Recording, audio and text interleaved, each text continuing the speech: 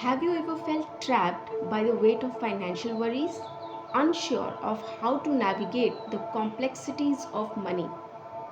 Maybe you have experienced moments of fear, scarcity, or even shame around your financial situation.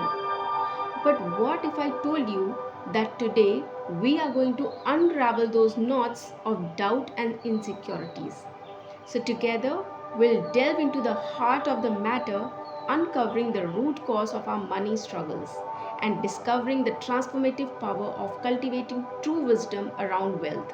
So, are you ready to break free from the chains of financial limitation and step into a world of abundance and possibility? Take a deep breath. Now, I want you all to get into that sensation when you went through that lack of money wisdom, feeling stuck, any doubt, any insecurities. Just tap into that emotion. Now, rate the intensity of your emotion from 1 to 10, where 1 being the lowest and 10 being the highest. Yes. Now, we will start with left nostril breathing.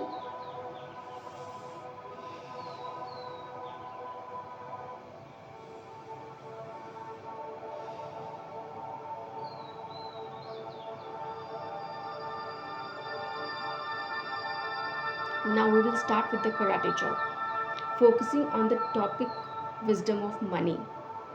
The first will be acknowledging it. Even though money can sometimes feel like a source of stress or worry, I deeply and completely accept myself and my feelings about money. Even though I may have beliefs or emotions around money that limit my abundance, I choose to honor and release them now.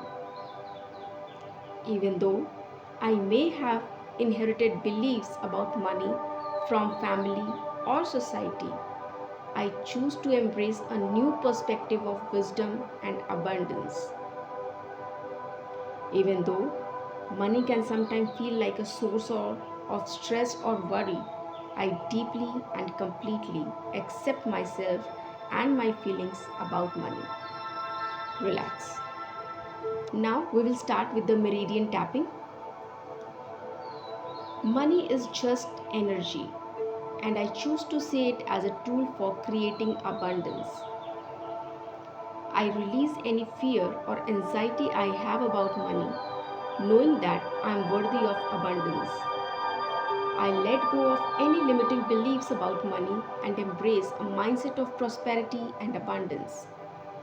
I trust in my ability to attract wealth and make wise financial decisions.